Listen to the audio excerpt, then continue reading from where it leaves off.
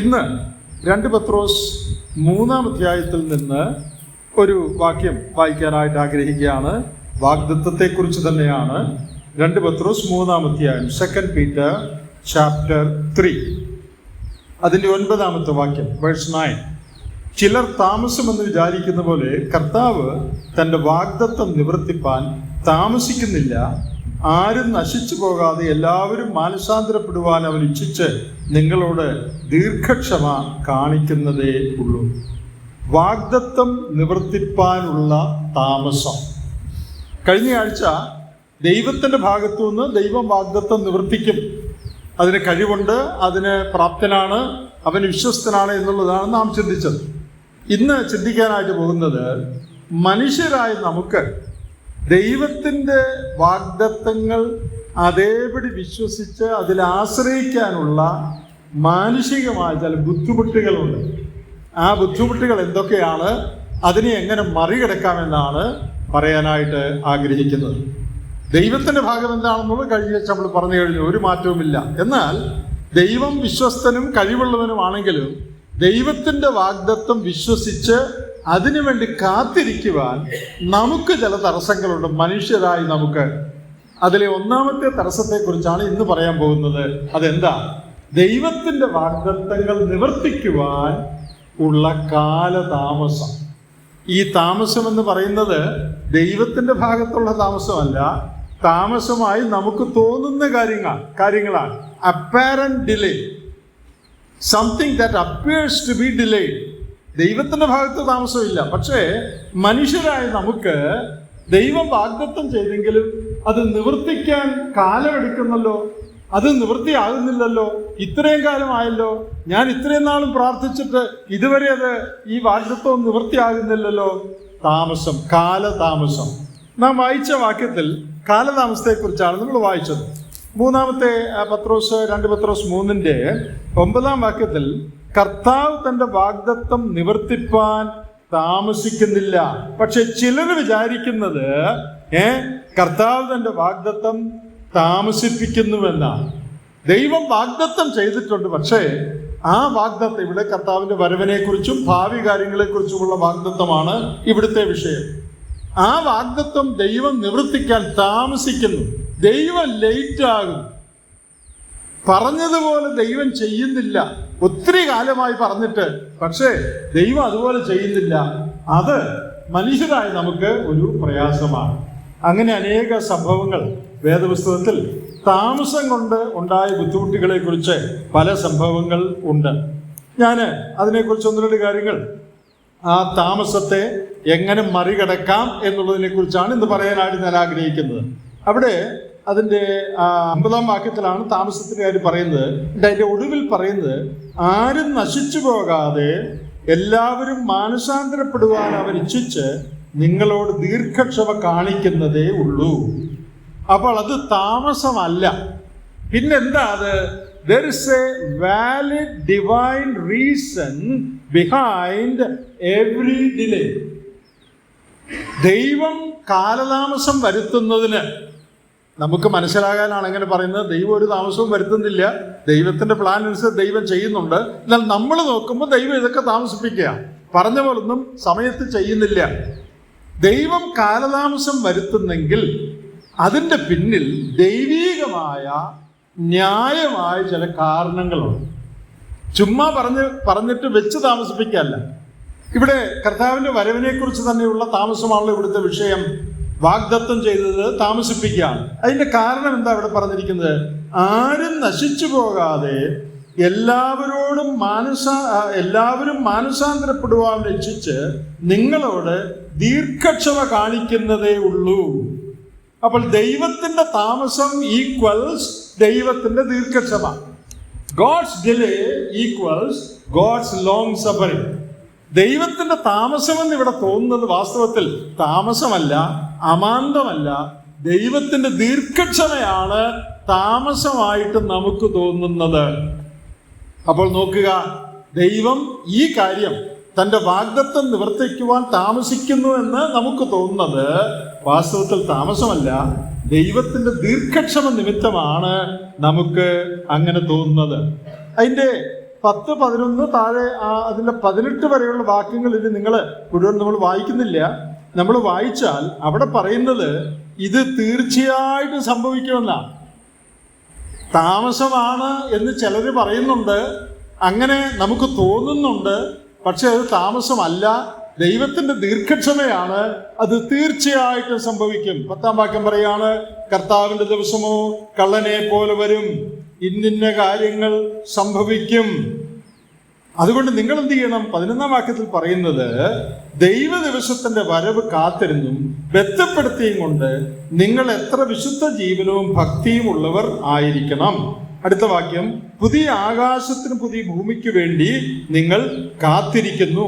14-ാം വാക്യത്തിൽ നിങ്ങൾ എല്ലാ ഉത്സാഹവും കഴിച്ച് കർത്താവിന്റെ ദീർഘക്ഷമയെ രക്ഷ എന്ന് വിചാരിക്കണം. 18-ാം വാക്യത്തിൽ യേശുക്രിസ്തുവിന്റെ പരിജ്ഞാനത്തിൽ നിങ്ങൾ വളരണം.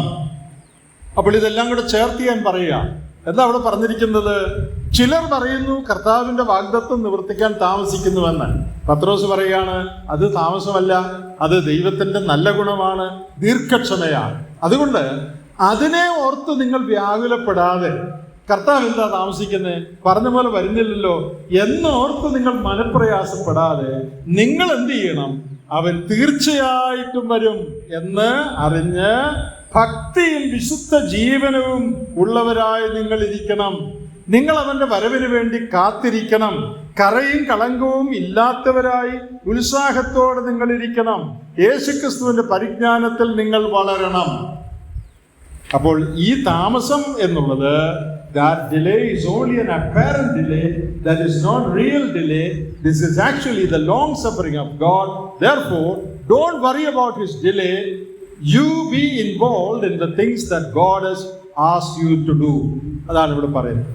താമസം എന്നോർത്ത് അത് ചിന്തിച്ച് ആരും സമയം കളയണ്ട. കർത്താവ് തീർച്ചയായിട്ടും വരും. അതുകൊണ്ട് നിങ്ങൾ ഭക്തിജീവിതം നയിക്കാനായിട്ട് ബന്ധപ്പെട്ടുകൊണ്ടിരുന്ന് ഉത്സാഹത്തോടെ ജീവിച്ചാൽ മാത്രം മതി. താമസത്തെക്കുറിച്ച് നിങ്ങൾ വറി ചെയ്യേണ്ട. ഞാൻ ആദ്യം പറഞ്ഞ പോലെ ദൈവത്തിൻ്റെ വാഗ്ദത്തങ്ങൾ നാം ഉദ്ദേശിക്കുന്ന സമയത്ത് നിറവേറ്റാത്തത് കൊണ്ട് നമുക്കുണ്ടാകുന്ന ഒരു ബുദ്ധിമുട്ടാണ് ഇപ്പം നമ്മൾ വായിച്ചത്. ചിലർ പറയുന്നു ഇത് താമസമാണ്. എന്നാൽ അങ്ങനെയല്ല. നാം ഓർക്കേണ്ട ഒരു കാര്യം, God's time table is different from our time table. അതിവിടെ പറയുന്നുണ്ട്. നിങ്ങൾ കണ്ടോ, 8-ാം വാക്യത്തിൽ പറയുന്നുണ്ട്, ഒരു ദിവസം 1000 സംവത്സരം പോലെയും 1000 സംവത്സരം ഒരു ദിവസം പോലെയും ഇരിക്കുന്നു എന്നീ കാര്യം നിങ്ങൾ മറക്കരുത്. എന്താ പറയുന്നതിൻ്റെ അർത്ഥം? ദൈവത്തിൻ്റെ ടൈം ടേബിൾ അല്ല നമ്മുടെ ടൈം ടേബിൾ. നമ്മുടെ റെക്കണിങ് അല്ല, കണക്കുകൂട്ടലല്ല, ദൈവത്തിൻ്റെ കണക്കുകൂട്ടൽ. ഇത് കർത്താവിൻ്റെ വരവിനോടുള്ള ബന്ധത്തിൽ മാത്രമല്ല, നമ്മുടെ ജീവിതത്തിലെ എല്ലാ കാര്യങ്ങളോടുള്ള ബന്ധത്തിലും ഇത് ശരിയാണ്. നമ്മുടെ കണക്കുകൂട്ടലല്ല ദൈവത്തിൻ്റെ കണക്കുകൂട്ടൽ. നമ്മുടെ ടൈം ടേബിൾ അല്ല ദൈവത്തിൻ്റെ ടൈം ടേബിൾ. ദൈവത്തിൻ്റെ ടൈം ടേബിൾ വേറെയാണ്. യെശയ്യാ പ്രവചനം 55-ാം അധ്യായത്തിൻ്റെ 8-9 വാക്യങ്ങൾ നമുക്ക് പരിചിതമായ വാക്യങ്ങളാണ്. അവിടെ എന്താ പറയുന്നത്? ആകാശം ഭൂമിക്ക് മീതെ ഉയർന്നിരിക്കുന്ന പോലെ എൻ്റെ വഴികൾ നിങ്ങളുടെ വഴികളിലും എൻ്റെ വിചാരങ്ങൾ നിങ്ങളുടെ വിചാരങ്ങളിലും ഉയർന്നിരിക്കുന്നു. നിങ്ങൾ വിചാരിക്കുന്ന പോലല്ല ഞാൻ വിചാരിക്കുന്നത്. നിങ്ങളുടെ ക്ലോക്ക് അല്ല എൻ്റെ ക്ലോക്ക്.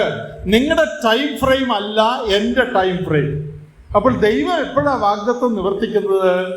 ദൈവത്തിൻ്റെ ടൈം ഫ്രെയിം അനുസരിച്ചാണ് ദൈവം വാഗ്ദത്തം നിവർത്തിക്കുന്നത്, നമ്മുടെ ക്ലോക്ക് അനുസരിച്ചല്ല. ഒരു ദൈവദാസൻ ഒരിക്കൽ ഒരു ഉദാഹരണം പറഞ്ഞു. ഒരു ഇമാജിനറി ഭാവനയിലുള്ള ഒരു ഉദാഹരണമാണ്. ഒരു വീട്ടിൽ ഒരു ഭാര്യയും ഭർത്താവും കൂടെ താമസിക്കുകയാണ്. അപ്പോൾ രാവിലെ ഭർത്താവ് എന്തോ കാര്യത്തിനായിട്ട് പുറത്തു പോവുക. അപ്പോൾ ഭർത്താവ് ഭാര്യയോട് പറയാണ്, ഞാൻ ഇന്നിടം വരെ പോയിട്ട് വൈകുന്നേരം ആകുമ്പോഴത്തേക്ക് ഞാൻ തിരിച്ചു വരാം. ഭാര്യ പറഞ്ഞു ആട്ടെ. അപ്പോൾ ആ വീടിൻ്റെ ഭിത്തിയിൽ ഒരു ചെറിയ പ്രാണി ഇരിപ്പുണ്ട്. ആ പ്രാണിക്ക് ഒരു ദിവസമേ ആയുസുള്ളൂ. അങ്ങനെയുള്ള പ്രാണികളുണ്ടല്ലോ, ഉണ്ടായി കുറച്ച് കഴിയുമ്പോൾ ചത്തുപോകും. അങ്ങനത്തെ ഒരു പ്രാണി. ആ പ്രാണി ആ വീടിൻ്റെ ഭിത്തിയിലിരിക്കുക. അപ്പോൾ ഈ പ്രാണി ഇത് കേട്ടു. എന്ത് കേട്ടു? ഈ ഭർത്താവ് പറയുന്നത് കേട്ടു, ഞാൻ പോയിട്ട് മടങ്ങി വരാമെന്ന്. പ്രാണി അത് കേട്ടു. കുറച്ചു നേരം കഴിഞ്ഞു, ഉച്ചയായി. അപ്പോഴത്തേക്കും പ്രാണിയുടെ ആയുസ് പകുതിയായി. അപ്പോൾ ഈ പ്രാണി ചിന്തിക്കുകയാണ്, ഇയാൾ എന്തോ മനുഷ്യനാണ്, ഇപ്പം വരാമെന്ന് പറഞ്ഞ് ഭാര്യയോട് പറഞ്ഞ് പോയിട്ട് എൻ്റെ ആയുസ് പകുതിയായി, ഇതുവരെ ആ മനുഷ്യൻ വന്നില്ലല്ലോ, അയാൾ വാക്ക് പാലിക്കുന്നില്ലല്ലോ, കുറച്ചൊക്കെ കഴിയുമ്പോൾ പരിപാലിക്കും. 4 മണിയായി, അപ്പോഴത്തേക്ക് ഈ പ്രാണിയുടെ ജീവിതം ആയുസ് തീരാറായി.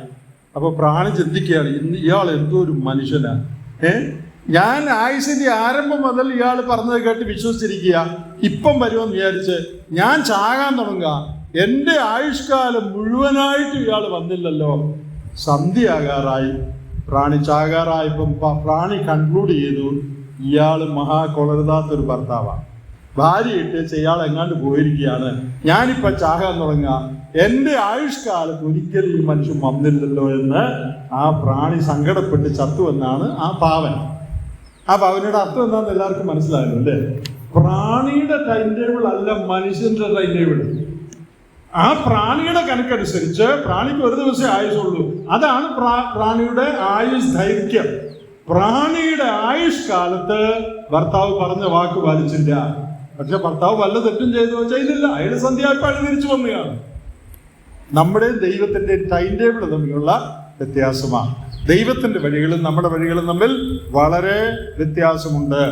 അപ്പോൾ നാം ദൈവിക വാഗ്ദത്തങ്ങൾ നാം കഴിഞ്ഞ ആഴ്ച ചിന്തിച്ചു, അത് അതിമഹത്താണ്, പ്രഷ്യസ് ആണ്, മാഗ്നിഫിസന്റ് ആണ്, ദൈവം ഒരിക്കലും വാക്ക് മാറുകയില്ല, ദൈവം സത്യവാനാണ് എന്നൊക്കെ നമ്മൾ കഴിഞ്ഞ ആഴ്ച പറഞ്ഞു. എന്നാൽ അത് നിറവേറ്റുവാൻ കാലതാമസം വരുന്നതായിട്ട് പല കാര്യങ്ങളും നമുക്ക് തോന്നുന്നു. കർത്താവിൻ്റെ വരവിനോടുള്ള ബന്ധത്തിൽ, നാം പ്രാർത്ഥിച്ചുകൊണ്ടിരിക്കുന്ന ചില വിഷയങ്ങളോടുള്ള ബന്ധത്തിൽ, നമ്മുടെ അനുദിന ക്രിസ്തീയ ജീവിതത്തിലെ ചില കാര്യങ്ങളോട് ബന്ധത്തിലൊക്കെ വലിയ താമസമാണ് നമുക്ക് അനുഭവപ്പെടുന്നത്. ദൈവത്തിൻ്റെ ഭാഗത്ത് താമസമില്ല, പക്ഷെ നമുക്ക് തോന്നുകയാണ്. അപ്പോൾ നാം ഓർത്തിരിക്കേണ്ട 1-2 പ്രമാണങ്ങൾ. ഒന്ന്, God doesn't work exactly according to our time table. നമ്മുടെ കണക്കനുസരിച്ചല്ല, ടൈം ടേബിൾ അനുസരിച്ചല്ല ദൈവം പ്രവർത്തിക്കുന്നത്. 2, don't try to limit God and put him into your framework. ദൈവത്തെ പരിമിതപ്പെടുത്തി നിന്റെ സമയബന്ധിതമായ അല്ലെങ്കിൽ നിന്റെ സമയപ്പെട്ടിക്കകത്ത് ദൈവത്തെ ഒതുക്കാനായിട്ട് ശ്രമിക്കരുത്. ഞാൻ ഉണ്ടാക്കിയിരിക്കുന്ന ടൈം ഫ്രെയിം, സമയപ്പെട്ടി, അതിനകത്ത് ഞാൻ ദൈവത്തെ ഒതുക്കാൻ ശ്രമിക്കുകയാണ്, ഈ പ്രാണി ചെയ്തതുപോലെ. അങ്ങനെ ഒരിക്കലും ചെയ്യരുത്. Don't limit God in your time frame. നിന്റെ ആ ടൈം ഫ്രെയിമിനകത്ത് ദൈവത്തെ ഒതുക്കാനായിട്ട് ശ്രമിക്കരുത്. അപ്പോൾ നമുക്ക് ആ ഭാഗം വിടാം. മനുഷ്യന്റെ ജീവിതത്തിൽ ഉണ്ടാകുന്ന വാഗ്ദത്തത്തോടുള്ള ബന്ധത്തിൽ നമ്മുടെ ജീവിതത്തിൽ വരുന്ന ഒരു പ്രയാസം, പറഞ്ഞതുപോലെ ദൈവം ചെയ്യുന്നില്ലല്ലോ, ഇത്രയും കാലമായല്ലോ എന്നുള്ള പ്രയാസമാണ്. എന്നാൽ ആ പ്രയാസത്തെ നമ്മൾ മറികടക്കണം. എങ്ങനെ മറികടക്കും? ദൈവത്തിൻ്റെ പരിപാടിയും എൻ്റെ പരിപാടിയും തമ്മിൽ വ്യത്യാസമുണ്ട്. ദൈവത്തിൻ്റെ കാലക്കണക്കും എൻ്റെ കാലക്കണക്കും വേറെയാണ്. അതുകൊണ്ട് എൻ്റെ കാലക്കണക്കിനുള്ളിൽ ദൈവത്തെ പൂട്ടിയിടാൻ ഞാൻ നോക്കരുത്. അതാണ് അതിനെ മറികടക്കാനായിട്ട് നാം വിശ്വസിക്കേണ്ട സത്യം. ഇനി വേദപുസ്തകത്തിൽ ഇതുപോലെ താമസമുണ്ടായ, വാഗ്ദത്തം നിവർത്തിപ്പാൻ താമസമുണ്ടായ 2-3 കാര്യങ്ങൾ ഒന്ന് ചൂണ്ടിക്കാണിക്കാൻ ഞാൻ ആഗ്രഹിക്കുകയാണ്. കാരണം നമ്മുടെ അനുദിന ജീവിതവുമായിട്ട് ബന്ധപ്പെട്ട കാര്യങ്ങളാണ് അത്. അബ്രഹാമിൻ്റെ ജീവിതത്തിലേക്ക് നമുക്ക് പെട്ടെന്നൊന്ന് പോകാം. എല്ലാവർക്കും നല്ലതായിട്ട് പരിചയമുള്ള ഒരു ക്യാരക്ടറാണല്ലോ അബ്രഹാം. അബ്രഹാമിൻ്റെ ജീവിതത്തിൽ സംഭവിച്ച കാര്യങ്ങളും വളരെ വിവരിക്കാതെ എല്ലാവർക്കും പരിചയമുള്ള കാര്യങ്ങൾ തന്നെയാണ്. അബ്രഹാമിൻ്റെ ജീവിതത്തിൽ അബ്രഹാമിനെ ദൈവം വിളിച്ച് വേർതിരിച്ചു. 12-ാം അധ്യായത്തിലാണ് നീ ചാർച്ചക്കാരെയും പിതൃഭവനത്തെയും വിട്ട് ഞാൻ കാണിക്കുന്ന സ്ഥലത്തേക്ക് പോകണമെന്ന് പറഞ്ഞത്. ജെനസിസ് 12 അതിൻ്റെ ആദ്യത്തെ വാക്യങ്ങൾ. ആ കൂട്ടത്തിൽ തന്നെ ഒരു കാര്യം പറഞ്ഞു. എന്താ? 3-ാം വാക്യത്തിൽ, നിന്നിൽ ഭൂമിയിലെ സകല വംശങ്ങളും അനുഗ്രഹിക്കപ്പെടും. സകല വംശങ്ങളും അനുഗ്രഹിക്കപ്പെടും. പിന്നെ നിന്നെ വലിയൊരു ജാതിയാക്കും എന്ന് പറഞ്ഞാൽ മക്കളുണ്ടാകുമെന്നാണല്ലോ അർത്ഥം. നിന്നെ ഞാൻ വലിയ ഒരു ജാതിയാക്കും, നിനക്ക് മക്കളുണ്ടാകും. അബ്രഹാമിനെ വിളിച്ച് പുറപ്പെടുവിച്ചപ്പോൾ തന്നെ ദൈവം പറഞ്ഞതാണ്. ഇനി 13-ാം അധ്യായത്തിലേക്ക് വരിക. അതിൻ്റെ 15-ഉം 16-ഉം വാക്യങ്ങളിൽ ആ കാര്യം വീണ്ടും പറയുക. നീ കാണുന്ന ഭൂമിയൊക്കെ ഞാൻ നിനക്ക് തരും, നിന്റെ സന്തതിക്കും ശാശ്വതമായി തരും. 16, ഞാൻ നിന്റെ സന്തതിയെ ഭൂമിയിലെ പൊടി പോലെ ആക്കും, എണ്ണാൻ കഴിയാതെ വണ്ണം അവയെ ആക്കും. അപ്പോൾ നിനക്ക് സന്തതിയെ തരുമെന്ന് 12-ന്റെ ആദ്യത്തിൽ ദൈവം വിളിച്ചപ്പോഴും 13-ാം അധ്യായത്തിൽ ദൈവം ആവർത്തിച്ച് പറയാണ്, നിനക്ക് ഞാൻ സന്തതിയെ തരും. ഇനി 15-ാം അധ്യായത്തിലേക്ക് വരുമ്പോൾ അവിടെ ദൈവത്തോട് അബ്രഹാം പറയുകയാണ്, അയ്യോ എലയാസർ അല്ലാതെ വേറെ ആരും അവകാശിയായിട്ട് എനിക്കില്ലല്ലോ. അപ്പൊ 4-ാം വാക്യത്തിൽ ദൈവം പറയുകയാണ്, എലയാസർ നിന്റെ അവകാശിയാകയില്ല, നിന്റെ ഉദരത്തിൽ നിന്ന് പുറപ്പെടുന്നവൻ തന്നെ നിന്റെ അവകാശിയാകും. നിന്റെ ദാസനല്ല, നീ ഉൽപ്പാദിപ്പിക്കുന്ന മകൻ തന്നെ നിന്റെ അവകാശിയാകും എന്ന് പറഞ്ഞാൽ എന്താ അതിൻ്റെ അർത്ഥം? നിന്നിൽ നിന്ന് തന്നെ ഒരു സന്തതിയെ ഞാൻ ഉളവാക്കും. ആ ദൈവത്തിന്റെ വാഗ്ദത്തമാണ്. ദൈവത്തിന് ഈ വാഗ്ദത്തം നിവർത്തിക്കാൻ അനേക കാലം എടുക്കേണ്ടി വന്നു.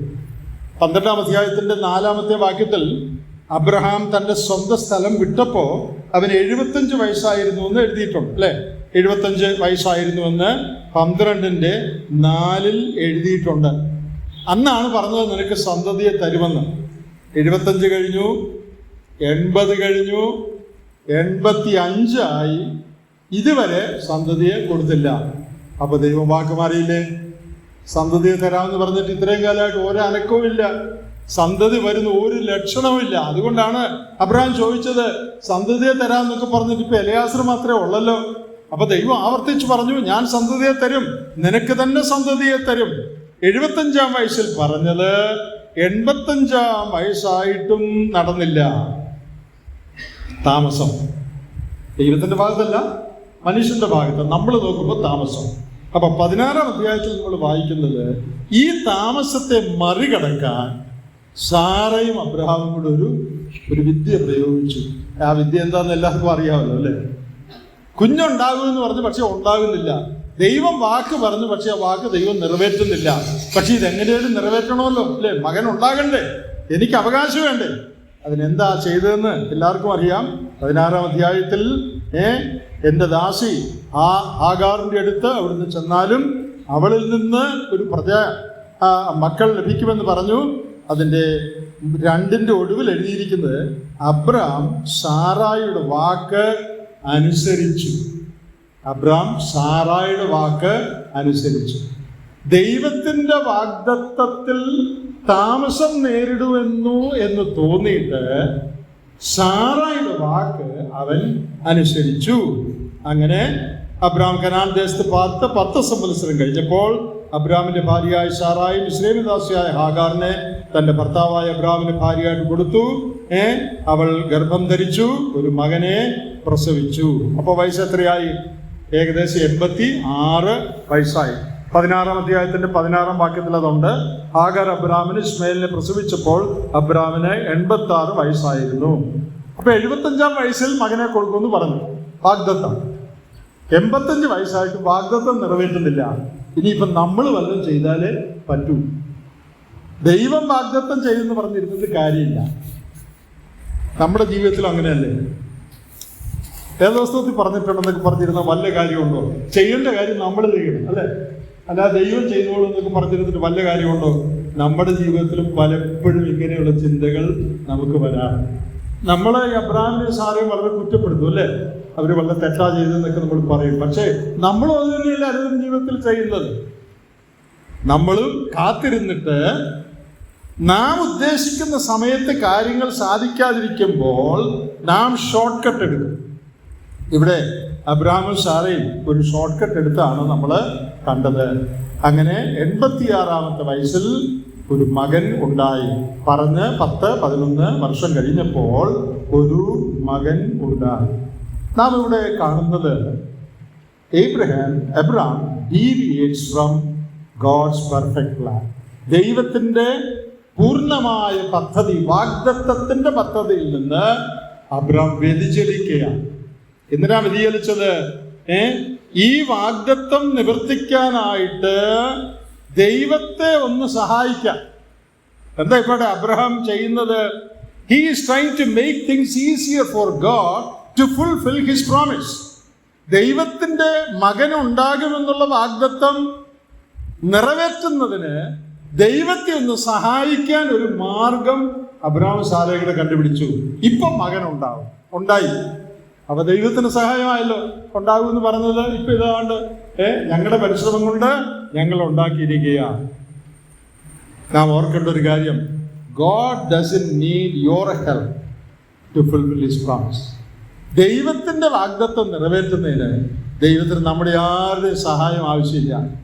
ഞാൻ കഴിഞ്ഞ ആഴ്ച പറഞ്ഞ പോലെ വാഗ്ദത്തം ചെയ്തത് നിവർത്തിക്കാൻ കഴിവുള്ളവനാണത് അവൻ. എന്നാൽ ദൈവത്തിൻ്റെ സമയത്തിന് വേണ്ടി ക്ഷമയോടെ കാത്തിരിക്കാൻ നമുക്ക് സാധിക്കുന്നില്ല എന്നുള്ളതാണ് നമ്മുടെ പ്രശ്നം. ദൈവം വാഗ്ദത്തം ചെയ്ത കാര്യങ്ങളെ പൂർണ്ണമായി വിശ്വസിച്ച് അതിൽ ആശ്രയിച്ച് ദൈവം വിശ്വസ്തനാണെന്ന് എണ്ണി കാത്തിരിക്കാൻ നമുക്ക് സാധിക്കുന്നില്ല എന്നുള്ളതാണ് നമ്മുടെ ജീവിതത്തിലെ നമ്മുടെ പ്രശ്നം. അതുകൊണ്ട് നമ്മൾ എന്ത് ചെയ്യും? ചിലപ്പോൾ നമ്മളായിട്ട് ചില കാര്യങ്ങളൊക്കെ ചെയ്യും. ഞാൻ പണ്ട് ഓപ്പറേഷൻ മൊബിലൈസേഷനിൽ OIM എന്ന് പറഞ്ഞാൽ എന്താ നിങ്ങൾ മിക്കവാറും പേർക്ക് അറിയാമല്ലോ. ഒരു സുവിശേഷ സംഘടനയാണ്, പ്രവർത്തിച്ചിട്ടുണ്ട്. അപ്പോൾ OIM-ലുണ്ടായ ഒരു സംഭവം ഞാൻ കേട്ടിട്ടുണ്ട്. വളരെ ലളിതമായൊരു കാര്യമാണ്.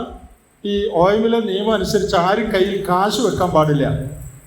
അന്നന്ന് പുസ്തകം വിറ്റ് കിട്ടുന്ന കാശ് കൊണ്ടാണ് ഭക്ഷണം കഴിക്കേണ്ടത്. അപ്പം ഞാൻ കർണാടകയിലായിരുന്നു OIM-ൽ കുറേ നാൾ കോളേജിൽ പഠിച്ചിരുന്നപ്പോൾ അവധിക്കാലത്ത്. അപ്പോൾ ഈ പുസ്തകം വിറ്റാലേ അന്ന് വൈകിട്ട് ഭക്ഷണം കഴിക്കാൻ പറ്റുള്ളൂ. പുസ്തകം പാക്കറ്റ് വിട്ട് കിട്ടുന്ന കാശ് കൊണ്ട് ഭക്ഷണം കഴിക്കേണ്ടത്. ഒരു ദിവസം ഒരു OIM ട്രക്ക് ഒരു ചെളിയിൽ താണപ്പോൾ അത് വലിച്ചെടുക്കാനായിട്ട് ഉണ്ടായിരുന്ന കാശൊക്കെ ഉപയോഗിക്കേണ്ടി വന്നു. ആരെയൊക്കെ വിളിച്ച് വണ്ടിയോ ഏതൊക്കെ വിളിച്ച് ആ ചെളിയിൽ നിന്ന് വലിച്ചെടുക്കാൻ. അപ്പോൾ ഉള്ള കാശ് അതുകൊണ്ട് തീർന്നു. ഇനി കഴിക്കാനായിട്ട് കാശില്ല. അപ്പോൾ എല്ലാവരും കൂടെ പറഞ്ഞു ഇനിയിപ്പോൾ എന്ത് ചെയ്യും? അപ്പോൾ ഒരുത്തൻ പറഞ്ഞു നിന്റെ കുറച്ച് കാശോ. അപ്പോൾ എല്ലാവരും നിന്റെ എങ്ങനെ കാശ് വന്നത്? കാശ് വെക്കാൻ പാടില്ലെന്നല്ലേ നമ്മുടെ നിയമം, ദൈവം കരുതുമെന്നല്ലേ.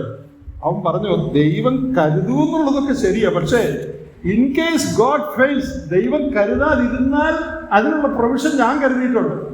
അതാ നമ്മുടെ കുഴപ്പം. ദൈവം കരുതുമെന്നൊക്കെ പറഞ്ഞിട്ടുണ്ട്. ഇനി വല്ല കാരണവശാലും ദൈവം കരുതിയില്ലെങ്കിൽ സാപ്പാട് കഴിക്കട്ടെ, അതിനുള്ള മാർഗം ഞാൻ വേറെ അറേഞ്ച് ചെയ്ത് വെച്ചിട്ടുണ്ട്. നമ്മുടെ പലരുടെയും കാര്യം എങ്ങനെയാണ്? ദൈവം കരുതും, ഇനി കരുതിയില്ലെങ്കിൽ അതിനുള്ള പ്രൊവിഷൻ നമ്മുടെ ഉണ്ട് വേറെ. പ്രിയപ്പെട്ടവരെ, മനുഷ്യരായ നമ്മുടെ കുബുദ്ധിയിൽ നമ്മുടെ അവിശ്വാസത്തിൽ നാം ചെയ്യുന്ന കാര്യങ്ങളാണ്. ആട്ടെ, ഇവരുടെ ഈ പരിപാടി ഫലിച്ചോ? മകനെ വേണമെന്നുള്ളായിരുന്നല്ലോ പരിപാടി. ഫലിച്ചു. നമ്മളെന്താ വായിച്ച്? അവൾ ഗർഭം ധരിച്ചു, മകനെ പ്രസവിച്ചു. പരിപാടി ഫലിച്ചത് കൊണ്ട് അത് ദൈവത്തിന്റെ ഹിതമാണെന്ന് വരുമോ? അനേക വിശ്വാസികൾക്കുള്ള ഒരു തെറ്റായ ധാരണയായി. എന്താ? കാര്യം നടന്നാൽ അത് ദൈവത്തിൻ്റെയാണ്. വിസ കിട്ടി, അതുകൊണ്ട് ഞാൻ പോകാൻ ദൈവം ആഗ്രഹിക്കുന്നു. വിസ കിട്ടിയത് പോകാൻ ആഗ്രഹിക്കുന്നുള്ള തെളിവല്ല. പോകാൻ ആഗ്രഹിക്കുന്നെങ്കിൽ വിസ കിട്ടും എന്നുള്ളത് ശരിയാണ്. പക്ഷേ വിസ കിട്ടിയത് മാത്രമല്ല നീ പോകണമെന്നുള്ള ദൈവത്തിന്റെ തെളിവ്. ഇവിടെ അവര് ചെയ്ത കാര്യം result does not prove God's approval. നമ്മുടെ ജീവിതത്തിൽ നാം ഓർത്തിരിക്കേണ്ട ഒരു കാര്യം, നാം ചെയ്യുന്ന കാര്യത്തിന് ഫലമുണ്ടാകുന്നത് കൊണ്ട് അത് ദൈവേഷ്ടമാണ് എന്നാരും കൺകൂടിയാൻ പാടില്ല.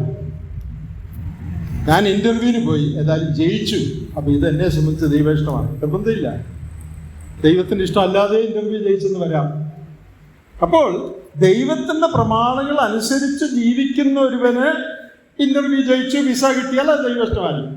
എന്നാൽ അങ്ങനെ അല്ലാതെ സ്വന്തം ഇഷ്ടം ചെയ്യാൻ ആഗ്രഹിച്ച് നടക്കുന്ന ഒരുവന് അവൻ്റെ ചില കാര്യങ്ങൾ സാധിച്ചത് കൊണ്ട് അത് ദൈവേഷ്ടമാണെന്ന് ഒരിക്കലും വരുന്നില്ല. ഇത് സാധിച്ചത് കൊണ്ട് ദൈവേഷ്ടമാണ്, അങ്ങനെ ഒരു പ്രമാണം വേദപുസ്തകത്തിലില്ല. ദൈവേഷ്ടം അല്ലെങ്കിലും സാധിക്കും, ദൈവേഷ്ടമാണെങ്കിൽ സാധിക്കും എന്നുള്ളത് ശരിയാ. ഞാൻ പറഞ്ഞ എല്ലാവർക്കും മനസ്സിലാന്ന് ഞാൻ വിചാരിക്കും. അബ്രഹാമും സാറയും ഒരു വിദ്യ പ്രയോഗിച്ചു, അതുകൊണ്ട് മകനുണ്ടായി. അപ്പോൾ ദൈവേഷ്ടമാണോ അത്? ഞങ്ങൾ വളരെ പരിശ്രമിച്ചിട്ട് ഞങ്ങൾക്ക് മക്കൾ ഉണ്ടായില്ല, അപ്പോൾ ദൈവത്തിന് ഇഷ്ടമല്ല എന്നാണ് അവർ പറഞ്ഞത്. അല്ല, ആദ്യം ശ്രമിച്ചപ്പോൾ തന്നെ മകനുണ്ടായി. പ്രിയപ്പെട്ടവരെ, നാം ചെയ്യുന്ന പ്രവൃത്തി സഫലമാകുന്നു എന്നുള്ളത് അത് ദൈവത്തിന്റെ ഇഷ്ടമാണ് എന്നുള്ളതിന്റെ പൂർണ്ണ തെളിവല്ല. ഇവരിവിടെ പ്രവർത്തിച്ചത് ദൈവത്തിന്റെ പ്രമാണത്തിന് വിരുദ്ധമായിട്ടാണ്. അതാണ് നോക്കേണ്ടത്. ഞാൻ ചെയ്യുന്ന കാര്യം, ഞാൻ അറ്റംപ്റ്റ് ചെയ്യുന്ന കാര്യം ദൈവഹിതപ്രകാരമാണോ? ആണെങ്കിൽ അത് സഫലമായാൽ ദൈവത്തിന്റെ വഴിയാണെന്ന് പറയാം. ദൈവത്തിന്റെ പ്രമാണം വിട്ട് ഞാനൊരു കാര്യം പരിശ്രമിച്ചു, അത് സഫലമായതുകൊണ്ട് അത് ദൈവത്തിന് ഇഷ്ടമാണെന്ന് തിരിച്ചാരും പറയരുത്. എല്ലാവർക്കും അത് മനസ്സിലായെന്ന് ഞാൻ വിചാരിക്കുന്നു. ദൈവം നമ്മെ സഹായിക്കട്ടെ. ഇവിടെ അബ്രഹാമും സാറയും ചെയ്ത കാര്യം, അവർ ദൈവത്തിൻ്റെ സമയത്തിനും ഹിതത്തിനും വേണ്ടി കാത്തിരിക്കാതെ സ്വന്തം ഇഷ്ടപ്രകാരം ഒരു കാര്യം ചെയ്തു. അപ്പോൾ നാം എന്തൊക്കെയാണ് ഇവിടെ നിന്ന് പഠിക്കുന്ന പാഠങ്ങൾ? Don't try to make things easier for God's accomplishment or fulfillment of His promises. തൻ്റെ വാഗ്ദത്തം നിവർത്തിക്കുവാൻ എളുപ്പമാക്കാനായിട്ട് ദൈവത്തെ ആരും സഹായിക്കാൻ ശ്രമിക്കരുത്. God doesn't need our help in the fulfillment of promises. ദൈവത്തിൻ്റെ വാഗ്ദത്തം നിവർത്തിക്കാൻ നമ്മുടെ ആരുടെയും സഹായം ദൈവത്തിന് വേണ്ട. പിന്നെ എൻ്റെ പ്രവൃത്തി സഫലമായതുകൊണ്ട് അത് ദൈവത്തിൻ്റെ ഇഷ്ടമാണ് എന്ന് ഞാൻ കൺക്ലൂഡ് ചെയ്യാനായിട്ട് പാടില്ല. ഒരു കാര്യം കൂടെ, not waiting for God's timing brings lot of disastrous consequences. ദൈവത്തിൻ്റെ വഴിയിൽ നിന്ന് മാറി പ്രവർത്തിക്കുന്നത് വളരെ ദോഷം വരുത്തി വെക്കും. ഇതിൻ്റെ ബാക്കി നിങ്ങൾക്ക് അറിയാമല്ലോ അല്ലേ? ഹാഗാറിൻ്റെ അടുക്കൽ ചെന്ന് അവൾ ഗർഭം ധരിച്ചു. അടുത്ത വാചകം എന്താ? താൻ ഗർഭം ധരിച്ചു എന്ന് അവൾ കണ്ടപ്പോൾ യജമാനത്തി അവളുടെ കണ്ണിന് നിന്ദിതയായി. പിന്നെ അങ്ങോട്ട് വഴക്കാം. അത് ഞാൻ വിശദീകരിക്കേണ്ട, എല്ലാവർക്കും ആ സംഭവം അറിയാം. ഒരുത്തി ഓടിപ്പോകേണ്ടി വന്നു അല്ലേ? അവര് ദൈവത്തെ സഹായിക്കാൻ ഒരു പരിപാടി ഒരുക്കിയതാണ്. കാര്യം സാധിച്ചു, മകനുണ്ടായി. പക്ഷേ പല തരത്തിലുള്ള പ്രയാസങ്ങൾ ആ കുടുംബത്തിലുണ്ടായി. പ്രിയപ്പെട്ടവരെ, അന്ന് മാത്രമാണോ ഉണ്ടായത്? അവരുടെ കാലത്ത് മാത്രമാണോ പ്രശ്നം ഉണ്ടായത്? ഇന്ന് പത്രം വായിക്കുമ്പോൾ, ടി വി നോക്കുമ്പോൾ, ന്യൂസ് കാണുമ്പോഴുള്ള പ്രശ്നം ഇതാരുണ്ടാക്കിയ പ്രശ്നമാണ്? ആര് തമ്മിലാ പ്രശ്നം? നമുക്കെല്ലാവർക്കും അറിയാം, ലോകത്തിലെ ഏറ്റവും വലിയ പ്രശ്നം ചേട്ടനും അനിയനും തമ്മിലാണ്. അത് അവരുടെ സന്താന പരമ്പരകൾ തമ്മിലുള്ള വെടിയും അടിയും ബോംബെടുത്ത് നിന്നിട്ടില്ല, എല്ലാ ദിവസവും ഉണ്ട്. ഇതെവിടെ തുടങ്ങിയതാണ്? ദൈവത്തിൻ്റെ വാഗ്ദത്തത്തെ വിശ്വസിച്ച് അതിനുവേണ്ടി കാത്തിരിക്കാതെ സ്വന്തം മാർഗം അവലംബിച്ചതിൽ നിന്ന് ഉണ്ടായ ദോഷമാണ് ഇന്ന് ലോകത്തിൽ കാണുന്ന വലിയ പ്രയാസങ്ങൾക്ക് കാരണം. നാം മറക്കരുത്, ദൈവത്തിൻ്റെ വഴി വിട്ട് സ്വന്തം വഴിയിൽ ദൈവത്തിൻ്റെ വാഗ്ദത്തം നിവർത്തിക്കാൻ, ദൈവത്തെ സഹായിക്കാൻ ആരോടും ഒരുമ്പെടരുത്. അത് പലതരത്തിലുള്ള ദോഷങ്ങൾക്ക് കാരണമായി തീരും. ഇനി താമസത്തെക്കുറിച്ചുള്ള വേറെ ഒരു പാഠം യോസേഫിൻ്റെ ജീവിതത്തിൽ നിന്ന് നമുക്ക് കാണാനായിട്ട് കഴിയും. ഉൽപ്പത്തി പുസ്തകം 37-ാമത്തെ അധ്യായത്തിൽ യോസേഫിനോട് ദൈവം വാഗ്ദത്തം ചെയ്തു എന്ന് നമുക്ക് പറയാൻ പറ്റുകയില്ല. എന്നാൽ ദൈവം കൊടുത്തതായ ഒരു സ്വപ്നം, അത് ദൈവം നേരിട്ട് ഇന്ന പോലെ സംഭവിക്കും എന്ന് പറഞ്ഞതായിട്ട് നമ്മൾ വായിക്കുന്നില്ല. എന്നാലും യോസേഫ് ഒരു സ്വപ്നം കണ്ടു. ആ സ്വപ്നം എന്തായിരുന്നു എന്നുള്ളത് നമുക്കറിയാം. ആ സ്വപ്നത്തിൽ യോസേഫിനെ എല്ലാവരും വണങ്ങുന്നതായിട്ടും ബഹുമാനിക്കുന്നതായിട്ടും ബാക്കിയുള്ളവരൊക്കെ അതിൻ്റെ 37-ണ്ട് നിങ്ങളുടെ കറ്റകൾ ചുറ്റും നിന്ന് എൻ്റെ കറ്റയെ നമസ്കരിച്ചു. 37-ാം അധ്യായം 7-ാം വാക്യം.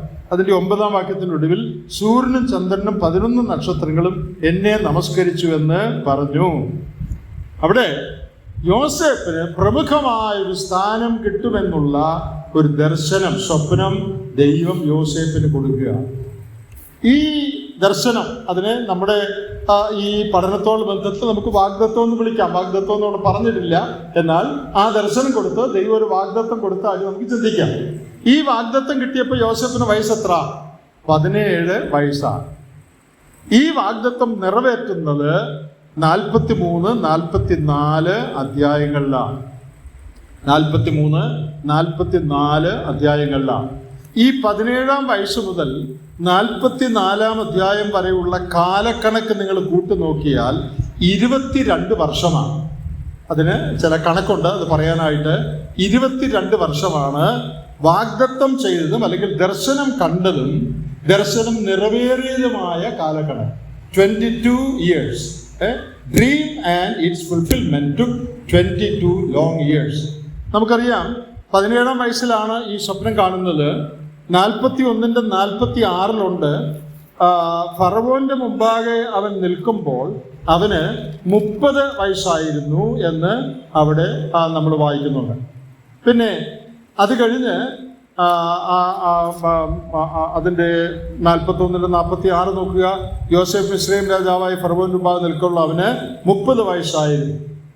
നാം താഴോട്ട് വായിക്കുമ്പോൾ 41-53 7 വർഷം സുഭിക്ഷ കാലമുണ്ടായിരുന്നു. പിന്നെ 45-6 2 വർഷം പഞ്ഞം അല്ലെങ്കിൽ ക്ഷാമത്തിൻ്റെ കാലമുണ്ടായിരുന്നു. ആ സമയത്താണ് ധാന്യം സംഭരിക്കാനായിട്ട് തൻ്റെ സഹോദരന്മാർ മിസ്രയീമിൽ നിന്ന് വരുന്നത്. അപ്പോൾ 17-ാം വയസ്സിൽ വാഗ്ദത്തം കിട്ടി, അല്ലെ ദർശനം കിട്ടി. 30-ാമത്തെ വയസ്സിൽ താൻ ആ സ്ഥാനത്തേക്ക് അവരോധിക്കപ്പെട്ടു. പിന്നെ 7 വർഷം സുഭിക്ഷതയുടെ കാലമുണ്ടായിരുന്നു, 2 വർഷം പഞ്ഞത്തിൻ്റെ കാലമുണ്ടായിരുന്നു. ഇതെല്ലാം കൂടെ കണക്കാക്കി ഒടുവിൽ ഈ സഹോദരന്മാരും പിതാവും ഒക്കെ തൻ്റെ രാജ്യത്ത് വരികയും സഹോദരന്മാർ തന്നെ വണങ്ങുകയും ചെയ്ത ആ സമയം 43-44 അധ്യായങ്ങളുണ്ട്. അവരവരെ നമസ്കരിച്ചു, വണങ്ങി, ഞങ്ങൾ നിന്റെ അടിമകളായിക്കൊള്ളാമെന്ന് പറഞ്ഞതൊക്കെ അവിടെ ഉണ്ട്. ഇതെല്ലാം കൂടെ കൂട്ടിയാൽ 22 വർഷം ഈ വാഗ്ദത്തം നിറവേറ്റാനായിട്ട് എടുത്തു. ഈ 22 വർഷത്തിനിടയ്ക്ക് ഭയാനകമായ പല കാര്യങ്ങളും സംഭവിച്ചു. വാഗ്ദത്തം ഒരു കാരണവശാലും നിവൃത്തിയാകയില്ല എന്ന് തോന്നുന്ന ചില കാര്യങ്ങൾ സംഭവിച്ചു. എത്ര വർഷം? 13 വർഷം കഷ്ടകാലമായിരുന്നു.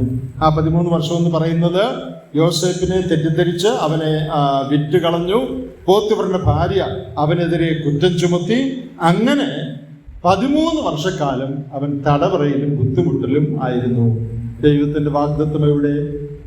യോസേഫ് തടവറയിൽ കിടക്കുമ്പോൾ ആർക്കെങ്കിലും യോസേഫിന്റെ ജീവിതത്തെ നോക്കി ചിന്തിക്കാൻ പറ്റുമോ? ഇവൻ ഇസ്രായേലിലെ പ്രധാനമന്ത്രിയാകാൻ പോവുകയാണ്, അവൻ്റെ അപ്പനും അമ്മയും അവൻ്റെ സഹോദരന്മാരും അവനെ വണങ്ങുന്ന ഒരു ദിവസം വരുമെന്ന് ആർക്കെങ്കിലും ചിന്തിക്കാൻ സാധിക്കുമോ? ഈ തടവറയിൽ കിടക്കുന്ന അടിമയെ അവൻ രാജാവാകും, അല്ലെങ്കിൽ അവൻ ഉന്നത സ്ഥാനത്താകും, അവനെ ഒരു ദിവസം വീട്ടുകാരെല്ലാവരും വന്ന് വണങ്ങും എന്ന് ചിന്തിക്കാനുള്ള സാധ്യത ആർക്കെങ്കിലും ഉണ്ടോ? ആർക്കുമില്ല. അപ്പോ ദൈവത്തിന്റെ വാഗ്ദത്തം നിവർത്തിക്കപ്പെടുവാൻ യാതൊരു സാധ്യതയുമില്ലാത്ത 13 വർഷങ്ങൾ യോസേഫിന്റെ ജീവിതത്തിൽ ഉണ്ടായി.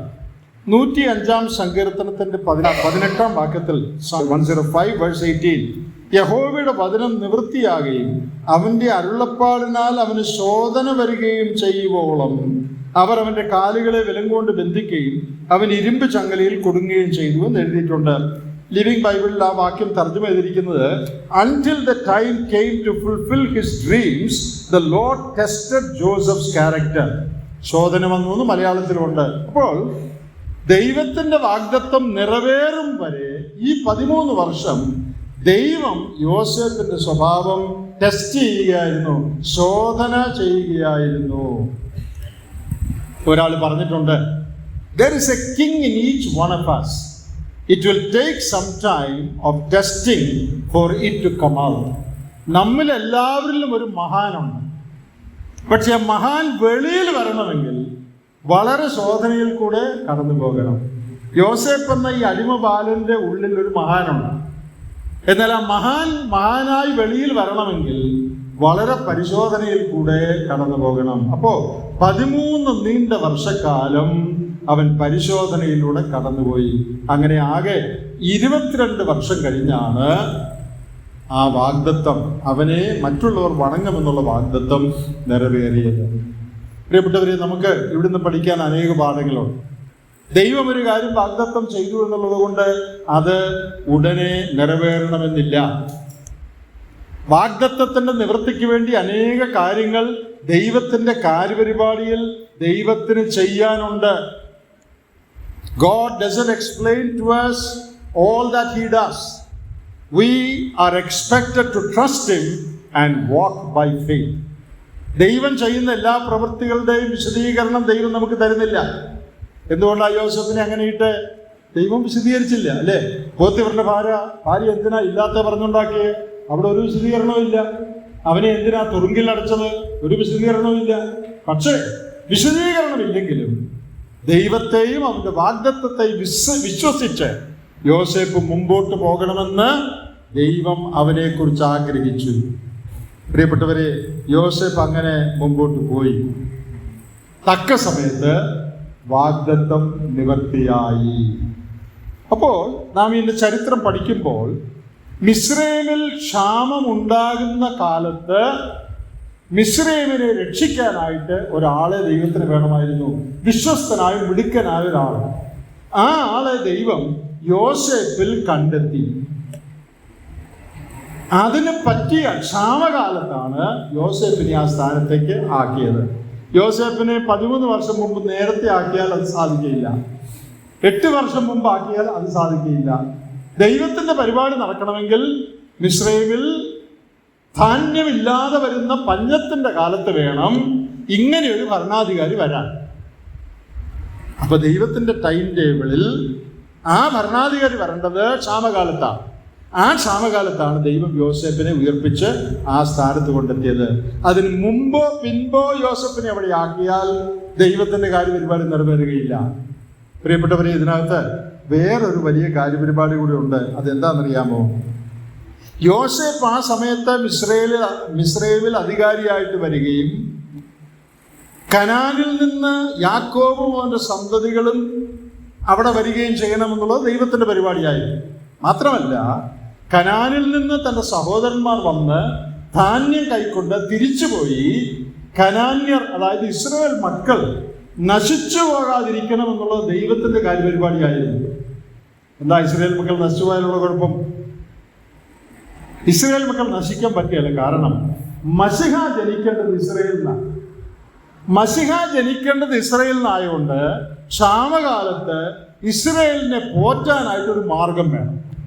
ആ മാർഗമാണ് യോസേപ്പിനെ, ദൂരെ കിടന്ന യോസേപ്പിനെ, കനാനിൽ കിടന്ന യോസേപ്പിനെ അവിടുന്ന് വിളിച്ചുകൊണ്ട് വന്ന് ഇവിടെ അടിമയാക്കി ജയിലിലിട്ട് ജയിലിൽ നിന്ന് പുറത്തു കൊണ്ടുവന്ന് ഉന്നത സ്ഥാനത്താക്കി. എന്തിനാ അങ്ങനെ ആക്കിയത്?